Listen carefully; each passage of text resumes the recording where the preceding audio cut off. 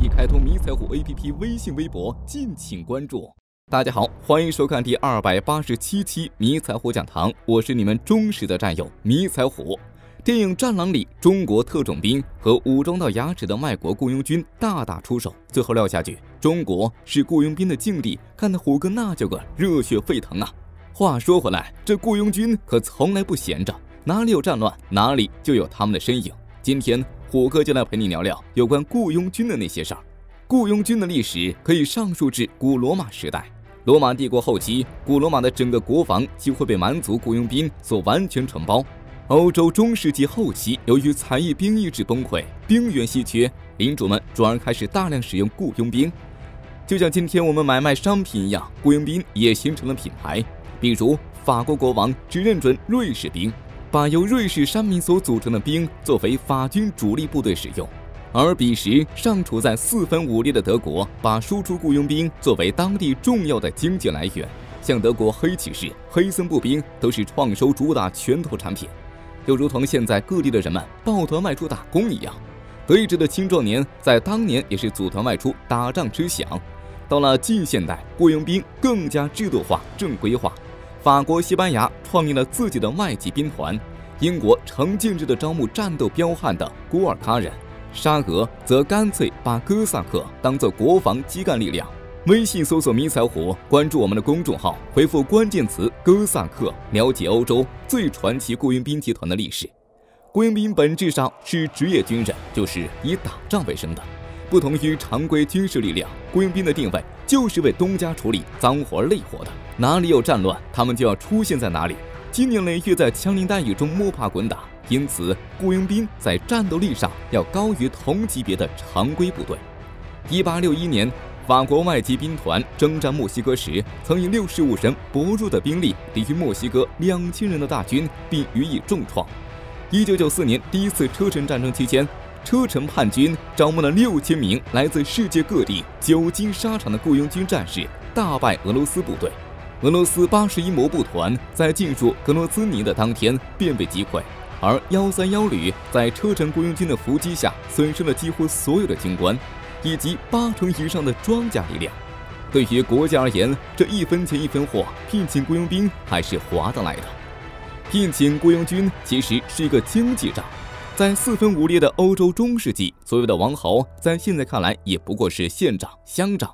某某国王统御的范围不过也就是方圆几十里的地界，小国寡民没有坚实的经济基础，也就养不成大量的常备军。所以这些国家的策略就是平时保留一支安保部队，等到战事爆发的时候再招募雇佣兵，扩充军事力量，招之即来，挥之即去。这样的话可以最大程度地降低军队开支。可是说到底，雇佣兵不过是临时工，不像嫡系部队一样能和自己同心同德。像中世纪欧洲各国都流行聘请瑞士、德国的雇佣兵，到了战场上就会时不常地出现老乡和老乡对阵的场面，一唠嗑都是一个疙瘩出来的，搞不好对面的乡亲里面还有你家二舅的小姑子的外甥侄子。乡里乡亲的要是把人打伤了，回家之后还怎么混呢？所以开始还是真刀真枪的去打，到后来都是出工不出力，打起仗来阵势很大，但伤亡很小。打赢了有绩效奖金，打不过了就直接投降，反正东家也会花钱来赎。最后往往是两拨雇佣军开战，今天你把我打败了，明天我把你的人俘虏了，来来回回打到东家口袋掏空为止，然后两边雇佣军一起开开心心回家过年。对于这种行径，后来的权谋教父马基雅维利是深恶痛绝，一再的强调，城邦或国家的安全不可能通过依靠雇佣兵来实现，而一定要有一支属于自己的常备部队。雇佣兵有用，但并不可靠，而且单位价格还很昂贵。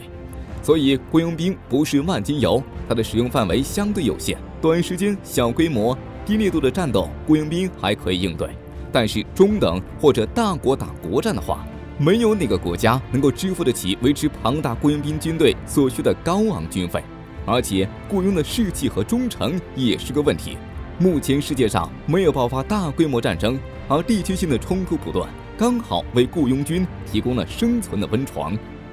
中国历史上有许多赫赫有名的雇佣兵队伍，比如明朝初年时的朵颜三位是一水的蒙古铁骑，在朱棣南征的时候，所向披靡，兵锋之力无人可挡。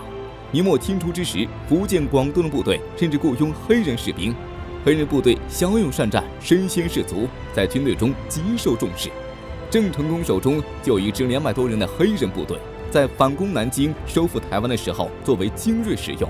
到了近现代，剿灭太平天国的华尔洋枪队、张宗昌的白俄兵，也都是横行一时的雇佣军。说到底，雇佣兵是纷争的产物，哪里有战端，哪里就有他们的生计。在他们赫赫军功的背后，是战场上的哀嚎遍野，是多少家庭的支离破散。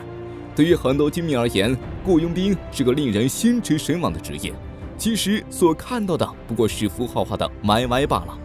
最后，胡歌推荐一款好玩的战棋游戏，游戏中玩家将率领自己的军队征战世界，与他国结盟、宣战或者保持中立等等，不断壮大自己的帝国，称霸世界。游戏画面精致，背景宏大，上手简单，但精通很难。请打开手机应用市场，搜索迷彩虎，下载我们的官方 APP， 在游戏中体验伟大君王的征服之路。